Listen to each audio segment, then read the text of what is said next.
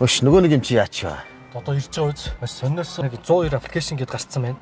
Тэгээ тэрэн дээр би нэг утсаараа фотошоп хийгээд ингээд 90 сурвалжлахаар ингээд дарчлаа. Аа за.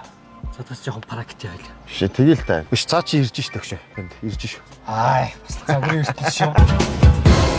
Загварын ертөнцөөр айлгаа явахдаа унган та нар хилсэн шүү. Моногоо чоногоо. За юу хийчих вэ? За тайв өгш юу вэ? Тайв. Сайн. Суучих ш.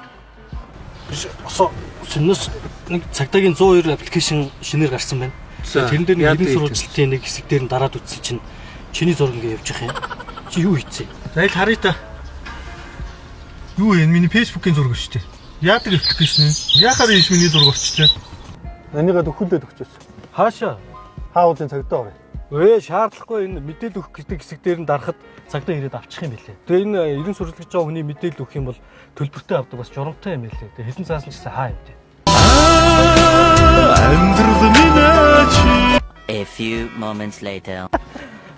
За тоглосон юм а тоглосон. Цагдаагаас энэ 102 продюс гэдэг энэ аппликейшн гарцсан юм байна. Одоо энэ 90 сурвалжлах хэсэг дээр нь орохоор энэ 90 сурвалжлаж байгаа хүмүүсийн мэдээлэл зураг хөрөгтэйгөө энэ мэдээллүүд ингээд тавигдсан байт юм байна.